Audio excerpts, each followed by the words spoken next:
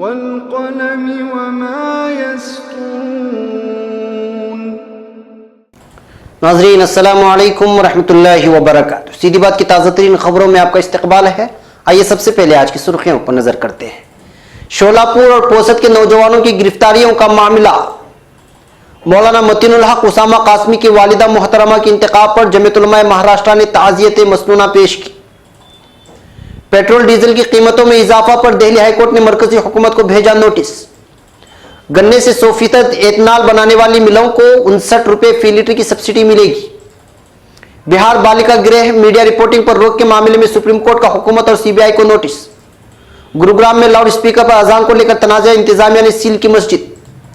Gorakhpur medical college में दिमागी बुखार से मरने वालों की तादाद में कमी का सच क्या है। अमित शाह ने कहा, अखलाक और अवार्ड वापसी के बाद भी हम जीते थे। क्या पुलिस अकबर खान के कत्ल के मुलजिमीन को बचा रही है। रवीश का ब्लॉग, पिछले 4 सालों में हुकूमत ने आवाम का खून चूस लिया है। केरला पुलिस ने हाईकोर्ट को बताया, बिशप ने कई मरतबा की थी राहिबा की आबरूरेज़ी। शरीयत अदालत की तर्ज पर हिंदू कोर्ट, हाईकोर्ट ने रियासती हुकूमत से 17 सितंबर तक तलब किया जवाब। तेलंगाना असेंबली इलेक्शन, मजलिस इत्तेहादुल मुस्लिमीन ने जारी की अपने उम्मीदवारों की फहरिस्त। कैंप डेविड में ट्रंप के साथ वजीर आजम मोदी करना चाहते थे डिनर, मगर व्हाइट हाउस ने कर दिया इंकार। अमेरिका के साथ हमारे ताल्लुकात आज बदतरीन हालत में है, रूस का बयान। सऊदी अरब, खातून मीडिया पर्सन को सरकारी हुक्काम के नाम से तहफ़्फ़ुज़ देने वाले 3 अफराद गिरफ्तार। रूस और सऊदी अरब का मुश्तरका खलाई तहकीकाती मुआहिदा। ईरान, तुर्की और रूस मिलकर इदलिब के मसले का पुरअमन हल निकालेंगे, गोटर्स का बयान। तुर्की और पाकिस्तान एक दूसरे के मजीद करीब, PIA के ऑपरेटिंग सिस्टम की जिम्मेदारियां तुर्की की कंपनी के हवाले। नंगहार में खुदकश हमला, हलाकशुदगान की तादाद 68 हो गई। इदलिब में अस्करी ऑपरेशन का फिलफौर खात्मा किया जाए, मंदूब बराए तुर्की का बयान। नाज़रीन अस्सलामु अलैकुम रहमतुल्लाहि व बरकातुहू। सीधी बात की ताज़ा तरीन खबरों में आपका इस्तकबाल है। मैं अंसार अजीज नदवी आज की खबरों की तफसीलात के साथ आपकी खिदमत में हाजिर हूँ। आइए खबरों की तफसीलात पर नजर करते हैं। पहली खबर मुंबई से है। दहशतगर्दी के मुताल्लिक सख्त तरीन कवानीन पर मबनी अहम तरीन कानूनी नुकात, जिसे जमीयत उलमा महाराष्ट्र की लीगल टीम ने सबसे पहले उजागर किया था, जिन बुनियादों पर मुल्क भर की कम अज कम 125 से ज्यादा मुकदमात असरअंदाज हुए हैं, सुप्रीम कोर्ट में जेर समाअत हैं। और सुप्रीम कोर्ट ने सख्त नोटिस लेते हुए हुकूमत महाराष्ट्र और हुकूमत मध्य प्रदेश को नोटिस जारी कर दिया है। मजीद तफसीलात देते हुए जमीयत उलमा महाराष्ट्र के सदर मौलाना हाफिज मोहम्मद नदीम सिद्दीकी ने बताया कि UAPA 1967, जो कि 30 दिसंबर 2008 को तरमीम किया गया था, जो कि मुल्क ही नहीं बल्कि दुनिया के सबसे सख्तरीन कानून शुमार किया जाता है, उसके अमल तरीक़ेकार पर मुल्क में सबसे पहले जमीयत उलमा महाराष्ट्र के legal secretary advocate Pathan Tahul Khan ने अदालत में कई अहम कानूनी नुकात ज़ेर बहस लाए, जिनमें रिमांड, मजिस्ट्रेट कोर्ट के इख्तियारात और कॉग्निसेंस अहम पहलू थे, जिस पर कानूनी माहिरीन और अदलिया ने अपने अपने तौर पर राय कायम की। इसमें केरल हाईकोर्ट ने हामी भरी तो बिहार हाईकोर्ट ने इस्तिगासे के नजरिए से फैसला सुनाया। अलग अलग रियासती हाईकोर्टों की राय मुत्तफिक नहीं हुई। इस बिना पर आखिरकार मामला सुप्रीम कोर्ट तक पहुंच गया है। एक और खबर मुंबई से। जमीयत उलमा उत्तर प्रदेश के सदर मौलाना मतीनुल हक उसामा कासमी की वालिदा मोहतरमा मुफ्ती सैयद हुज़ैफा कासमी, नाजिम तंजीम जमीयत उलमा महाराष्ट्र की खुशदामन की मुख्तसर से अदालत के बाद अल्लाह को प्यारी हो गई है। इन्ना लिल्लाहि व इन्ना इलैहि राजिऊन। इनके इंतकाल पर जमीयत उलमा महाराष्ट्र के सदर मौलाना हाफिज मोहम्मद नदीम सिद्दीकी, मौलाना मोहम्मद जाकिर कासमी, जनरल सेक्रेटरी जमीयत उलमा महाराष्ट्र और सूबाई जमीयत उलमा के दीगर अहदेदारों ने गहरे रंजोगम का इजहार किया है। अब खबर नई दिल्ली से। दिल्ली हाईकोर्ट ने बुध को पेट्रोल डीजल की कीमतों में इजाफे को लेकर मफाद आमा की अर्जी पर समाअत करते हुए मरकजी हुकूमत को नोटिस जारी किया है। कोर्ट ने मरकज से कीमतों में इजाफा होने से मुतालिक जवाब भी तलब किया है और मामले की आइंदा समाअत 16 नवंबर को मुकर्रर की है। अदालत ने अर्जी गुजार से भी कहा है कि 4 हफ्ते के अंदर वो मरकजी हुकूमत को प्रेजेंटेशन दे और बताया कि कैसे पेट्रोल डीजल की कीमतों में कमी आ सकती है। हालांकि हाईकोर्ट ने यह भी कहा है कि पेट्रोल डीजल की कीमत हुकूमत की पॉलिसी का हिस्सा है, कैसे इस पर अदालत हुक्म दे सकती है। लिहाजा 16 नवंबर तक अर्जी गुजार और मरकजी हुकूमत इस बाबत जवाब दायर करें। एक और खबर नई दिल्ली से। हुकूमत ने चीनी की पैदावार कम करने और गन्ने से बराह रास्त एथेनॉल की पैदावार को फरोग देने के लिए गन्ने से 100% एथेनॉल गैस बनाने वाली मिलों को 59.19 रुपये फी लीटर की सब्सिडी देने का ऐलान किया है। वज़ीर आज़म नरेंद्र मोदी की सदारत में बुध के रोज मुनाकिदा मरकजी काबीना की मीटिंग में इस सिलसिले की तजवीज़ को मंजूरी दे दी गई है। तेल और कुदरती गैस के वजीर धर्मेंद्र प्रधान ने मीटिंग के बाद बताया कि जो कंपनियां गन्ने के रस से चीनी की पैदावार के बजाय बराह रास्त 100% एथेनॉल बनाएंगी, उन्हें हुकूमत फी लीटर 59.19 रुपए की सब्सिडी देगी। एक और खबर नई दिल्ली से। सुप्रीम कोर्ट ने मुजफ्फरपुर बालिका गृह मामले की जांच की रिपोर्टिंग पर पाबंदी लगाने के पटना हाईकोर्ट के हुक्म के खिलाफ अर्जी पर मंगल को बिहार हुकूमत और सीबीआई को नोटिस जारी किया है। इस शेल्टर होम में कई खवातीन के रेप और जिनसी इस्तेहसाल की बात सामने आई थी। पटना हाईकोर्ट ने गुज़श्ता 23 अगस्त को मुजफ्फरपुर बालिका गृह में हुए जिनसी इस्तेहसाल के मामले में हो रही तफ्तीश को कवर करने और रिपोर्टिंग करने पर मीडिया पर रोक लगा दी थी। अदालत ने जांच की जानकारी लीक होने को लेकर भी नाराजगी जताई थी और मीडिया से कहा था कि वो इसको शाया करने से परहेज करे, क्योंकि यह जांच के लिए नुकसानदेह हो सकता है। जस्टिस मदन बी लोकर और जस्टिस दीपक गुप्ता की बेंच ने रियासती हुकूमत और सीबीआई जो इस मामले की जांच कर रहा है इसे 18 सितंबर से पहले जवाब मांगा है। मामले में अब 18 सितंबर को अगली समाअत होगी। बेंच को मुतला किया गया है कि हाईकोर्ट ने 29 अगस्त को एक खातून वकील को इस मामले में न्याय मित्र मुकर्रर किया है और उनसे कहा है कि वो शेल्टर होम जाए जहां मुतासिरों को रखा गया है और उनकी बाज़ाबात कारी के इरादे से उनका इंटरव्यू करें। अब खबर हरियाणा से। हरियाणा के गुरुग्राम में नमाज को लेकर एक नया तनाजा सामने आ गया है। आज तक की खबर के मुताबिक गुरुग्राम की शीतला कॉलोनी में वाक़े मस्जिद को लेकर गुज़श्ता हफ्ते से हंगामा जारी था। इस हंगामे के बाद म्युनिसिपल कॉर्पोरेशन ने मस्जिद को सील करने का फैसला किया है। वाज़ेह हो कि मस्जिद 3 मंजिला इमारत में बनी हुई है। हिंदू तंजीमों ने कुछ दिनों पहले ही इसको लेकर शिकायत दर्ज कराई थी। शिकायत के बाद शीतला कॉलोनी की सिक्योरिटी बढ़ा दी गई थी और अब इंतजामिया ने मस्जिद को सील करने का फैसला ले लिया। हिंदू तंजीमों का इल्जाम है कि मस्जिद नहीं, ये घर है, उसका इस्तेमाल नमाज के लिए किया जा रहा है। उनका कहना है कि वाज़ेह तौर पर कानून की खिलाफ वर्जी है। यहाँ रोजाना बड़ी तादाद में लोग आते हैं। लाउड स्पीकर से होने वाले अजान से भी लोगों को परेशानी होती है। काबिल जिक्र है कि हाल ही में गुरुग्राम के सेक्टर 53 में कुछ लोगों ने नमाज पढ़े जाने की मुखालिफत की थी, जिसके बाद इंतजामिया ने नमाज के लिए 37 जगहों का इंतखाब किया था। गौरतलब है कि गुज़श्ता दिनों हरियाणा के वज़ीर आला मनोहर लाल खट्टर ने कहा था कि मस्जिदों, ईदगाहों और जाती मकामात पर ही नमाज पढ़नी जानी चाहिए। गुड़गांव में कई जगहों पर नमाज के दौरान राइट विंग तंजीमों के जरिए मुबैना तौर पर रुकावट पहुंचाने के वाकयात के बाद इनका यह तबसरा आया था।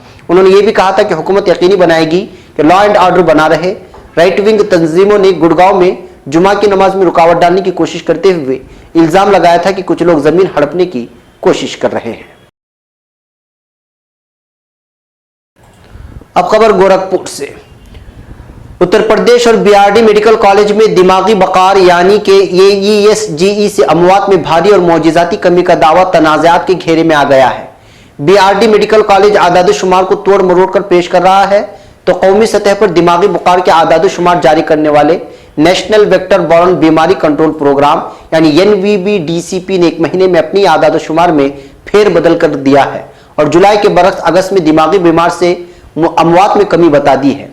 NVBDCP ने जुलाई तक यूपी में एईएस से 118 और जेई से 6 मौतें दिखाई थी, लेकिन अब अगस्त तक के लिए जारी आदाद-ओ-शुमार में एईएस से अमवात की तादाद घटाकर 110 और जेई से अमवात की तादाद 3 बताई गई है, जबकि दीगर रियासतों में अमवात के आदाद-ओ-शुमार बढ़ गए हैं। इससे शक और पुख्ता हो रहा है कि आदाद-ओ-शुमार में फेरबदल करके दिमागी बुखार से अमवात की कमी का दावा किया जा रहा है, जबकि असल हालत कुछ और है।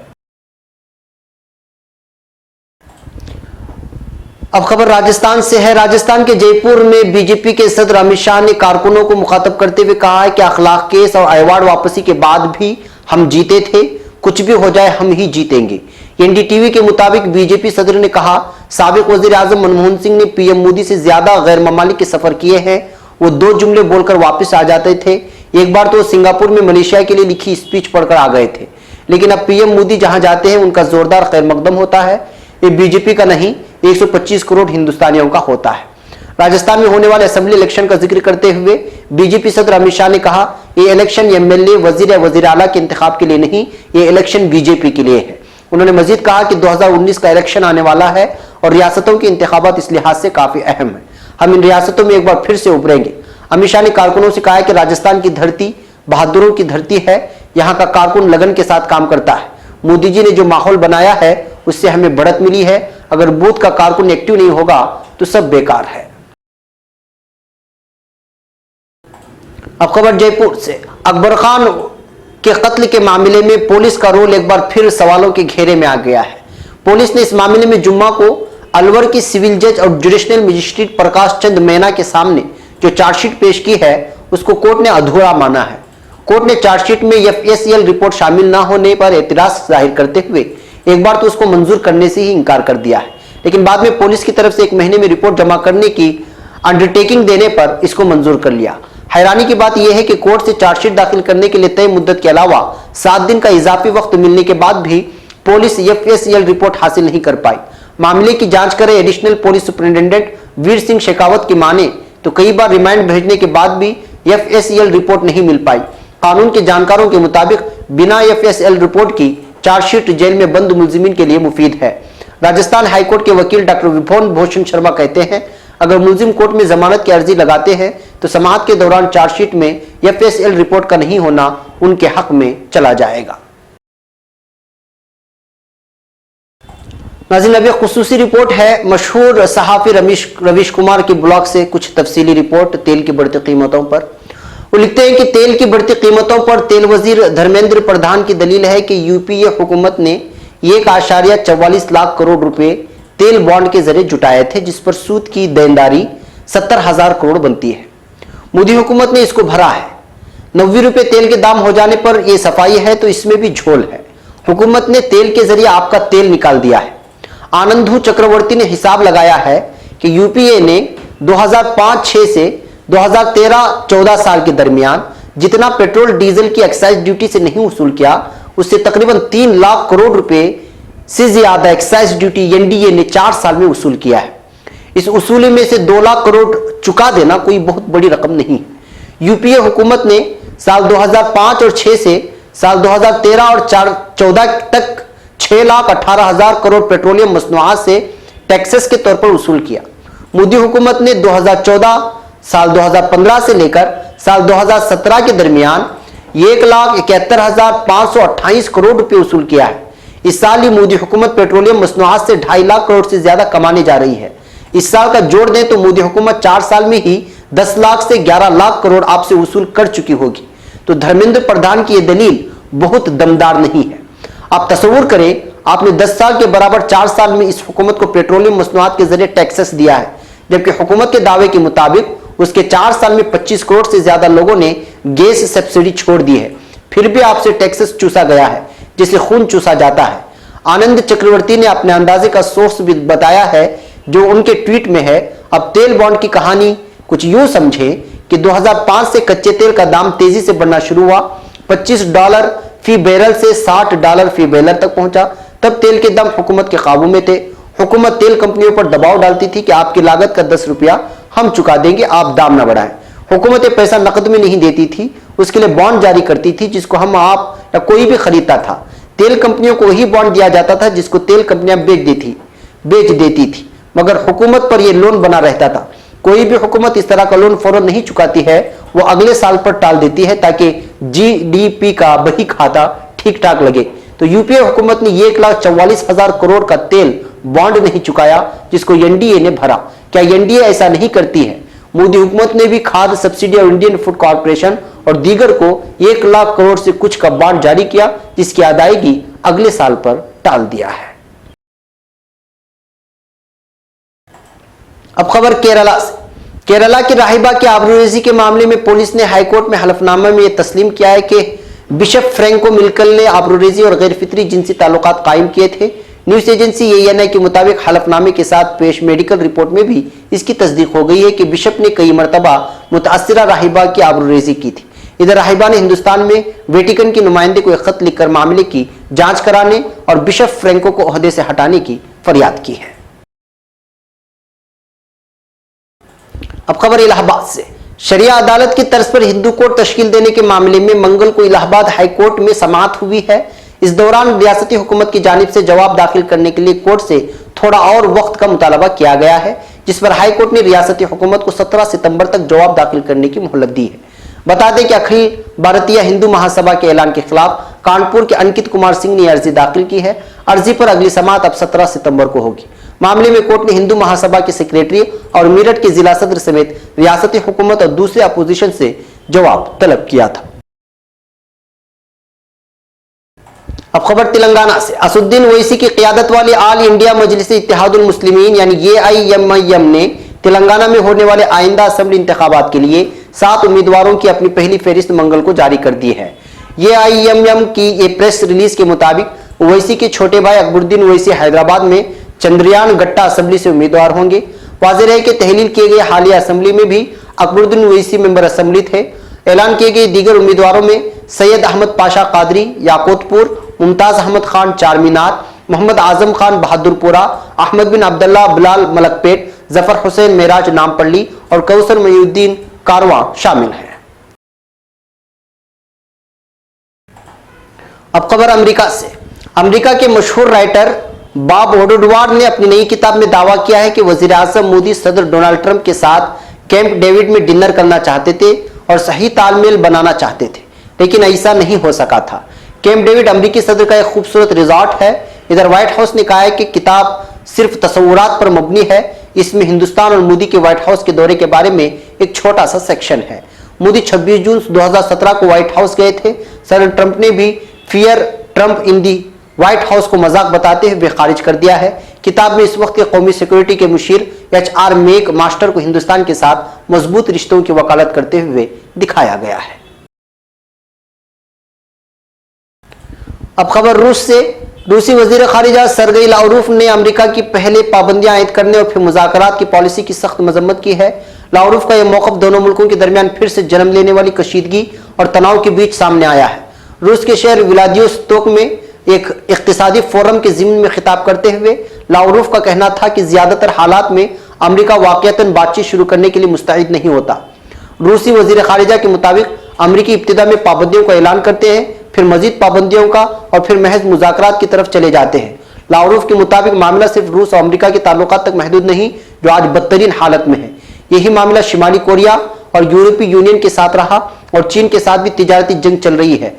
रूसी वज़ीर खारिजा का कहना था कि मैं नहीं समझता कि हम तवील मियाद में इस पॉलिसी के कामयाब होने की तवक्को रखेंगे। याद रहे कि अमेरिका ने यूक्रेन के बहरान में रूस के किरदार के बाइस 2014 से मॉस्को पर कड़ी इक़्तिसादी पाबंदियां आयद कर रखी हैं। अब खबर सऊदी अरब से। सऊदी अरब के दारुल हुकूमत रियाज में पुलिस ने एक मकामी शहरी समेत उन 3 अफराद को पकड़ लिया है जिन्होंने खलीजी मुल्क की खातून मीडिया पर्सन को सरकारी हुक्काम के नाम से तहाइफ पेश किए थे। सऊदी सरकारी खबर रसा एजेंसी SPA के मुताबिक रियाज पुलिस के मीडिया तर्जुमान ने वाज़ेह किया कि इतवार की शाम सोशल मीडिया पर एक वीडियो क्लिप गर्दिश में आया, जिसमें ममलिकत में मौजूद एक खलीजी मुल्क की खातून मीडिया पर्सन को बतौर तोहफा मिलने वाली कीमती इतराओं को दिखाया गया था और उन पर तहरीर इबारत से जाहिर हो रहा था कि सरकारी इदारों की तरफ से है। तर्जुमान के मुताबिक सिक्योरिटी फोर्सेज की कोशिशों से पीर के रोज तीनों अफराद को हिरासत में ले लिया गया।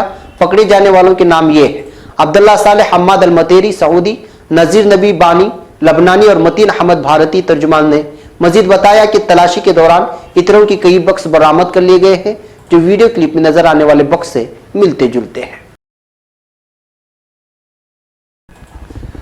एक और खबर सऊदी अरब से। सऊदी अरब की हुकूमत और रूस ने एक मुआहदे पर दस्तखत किए हैं जिसके तहत दोनों मुल्क मुश्तरका खलाई तहकीकात और अमन मकासद के लिए साइंसी तहकीकात में मिलकर काम करेंगे। एक रिपोर्ट के मुताबिक सऊदी काबीना ने रूस के साथ खलाई तहकीकात में मुश्तरका तहकीकात की मंजूरी दे दी है। काबीना ने एक बयान में कहा है कि सऊदी अरब की हुकूमत ने वजीर बराए तवानाई, सनअत और मादनियात की फराहम करदा मालूमात के बाद खलाई तहकीकात में रूस के साथ मिलकर काम करने की तौसीक की गई है। बयान में कहा गया है कि रूस के साथ खलाई तहकीकात में मुआहिदा शाही फरमान के तहत अमल में आया है। अब खबर शाम से। अक़वाम मुत्तहिदा के सेक्रेटरी जनरल एंटोनियो गुटेरेस ने खबरदार किया है कि शाम के शिमाली मगरबी इलाके इदलिब में फौजी कार्रवाई के संगीन नताइज पर इंतबाह किया है। उनका कहना है कि इदलिब में वसीअ फौजी ऑपरेशन बड़े पैमाने पर इंसानी जानों की ज़िया और खून खराबे का मूजब बन सकता है। अक़वाम मुत्तहिदा के सदर दफ्तर में सहाफ़ियों से बातचीत करते हुए सेक्रेटरी जनरल ने कहा कि शाम की सरजमीन पहली ही खून में डूबी हुई है, जहां मजीद खून खराबे की कोई गुंजाइश नहीं है। अगर इदलिब में फौजी कार्रवाई शुरू होती है तो उसके नतीजे में बड़े पैमाने पर इंसानी जानों का ज़िया हो सकता है। एंटोनियो गुटेरेस ने ईरान, रूस और तुर्की पर जोर दिया कि वो मिलकर इदलिब के मामले का कोई पुरअमन हल तलाश करें ताकि खून खराबे से बचा जा सके। उनका कहना है कि रूस, तुर्की और ईरान के बाहमी ताउन से इदलिब में दहशतगर्द तंजीमों से निपटने और शहरियों की जानें बचाने के लिए मुस्बत हल निकाला जा सकता है। लिहाजा ईरान और रूस इदलिब में फौजी ऑपरेशन पर इसरार न करें। अब खबर पाकिस्तान से। पाकिस्तान और तुर्की के दरमियान में ताउन में मुसलसल इजाफा होता जा रहा है। अब हुकूमत पाकिस्तान ने PIA के जेर इस्तेमाल अमरीकी सिस्टम की जगह तुर्किश ऑपरेटिंग सिस्टम को मुतारिफ करवा दिया है। PIA ने अमरीकी कंपनी से मुआहिदा खत्म करते हुए तुर्किश ऑपरेटिंग सिस्टम को ये जिम्मेदारियां सौंप दी हैं। अब PIA की तमाम रिजर्वेशन, टिकटिंग, बोर्डिंग और फ्लाइट ऑपरेशन नए निजाम के तहत होंगे। तफसीलात के मुताबिक कौमी एयरलाइन PIA में अब अमेरिकन नहीं बल्कि तुर्की का ऑपरेटिंग सिस्टम चलेगा। रिजर्वेशन, टिकटिंग, बोर्डिंग और फ्लाइट ऑपरेशन का नया निजाम मुतारिफ करा दिया गया है। 2 दहाई पुरानी अमेरिकी कंपनी सेबर की जगह तुर्की की कंपनी हिट इट का निजाम लागू किया जाएगा। अमेरिकी कंपनी सेबर से मुआहिदा आज रात 12 बजे से खत्म हो गया, जिसके बाद कौमी एयरलाइन का निजाम आज रात 12 बजे से हिट इट के सिस्टम पर अज खुद ट्रांसफर हो गया है। अब खबर अफगानिस्तान से। अफगानिस्तान सूबे नंगहार में किए गए खुदकश हमले में होने वाले हलाकतों की तादाद 68 तक पहुंच गई है। सूबाई इंतजामिया के तर्जुमान अताउल्लाह खुगियानी ने हलाकतों को इस तादाद की तस्दीक कर दी है। यह हमला अफगान अवाम के एक मुजाहिरे के शुरका पर किया गया था। अफगान हुक्काम ने नंगहार में गुज़श्ता रोज होने वाले इस हमले को रवां साल का सबसे खूनी वाक़या करार दिया है। ताहम अभी तक किसी अस्करी तंजीम या ग्रुप ने इस हमले की जिम्मेदारी कबूल नहीं की है। यह अमर अहम है कि नंगहार में दाइश भी काजी फ़आल है और हालिया कई हमलों में यही मुलव्वस रही है। एक और खबर तुर्की से। तुर्की के अक़वाम मुत्तहिदा की मुस्तकिल मंदूब फरीदून सिनरलीओलो ने अक़वाम मुत्तहिदा की सलामती कौंसिल में शामी इलाके इदलिब में तमाम तर फौजी ऑपरेशन को खत्म किए जाने की अपील की है। सिनरलीओलो ने रूस की दरख्वास्त पर एकजा होने वाली सलामती कौंसिल को सदर रजब तैयब एर्दोगान, रूसी सदर व्लादिमीर पुतिन और ईरानी सदर हसन रूहानी के बरोज़ जुम्मा इजलास के नताइज से आगाही कराई। आस्ताना मुज़ाकरात के शाम में तशद्दुद में गिरावट और सियासी सिलसिले को सुरअत दिलाने के जेर मकसद सर अंजाम पाने की याद दहानी कराने वाले सिनरलीओलो का कहना था कि तेहरान सरबराही इजलास में भी इदलिब का मामला पेश रहा है। सदर एर्दोगान की जानिब से तेहरान में फायरबंदी की अपील की याद दहानी कराने वाले सिनरलीओलो ने इदलिब में फौजी ऑपरेशन के खात्मे और फायरबंदी की अपील का एक बार फिर से इरादा किया। उन्होंने बताया कि इदलिब में फौजी ऑपरेशन बिलाशबा इंसानी अलमिया का मूजिब बनेगा। नाज़रीन, ये थी आज की ताज़ा तरीन खबरें। अगली ताज़ा तरीन खबरों के साथ फिर आपसे मुलाकात होगी। हमारी पूरी टीम को इजाज़त दें। इजाज़त से पहले वही दरख्वास्त कि आप हमारे चैनल को सब्सक्राइब करना और हमारे वीडियोस को शेयर करना हरगिज़ ना भूलें और हमारी ताज़ा तरीन वीकली सीधी बात को देखें, ज़रूर देखें। हमें यहाँ पर इजाज़त दें। अस्सलामु अलैकुम वरहमतुल्लाहि वबरकातुहू।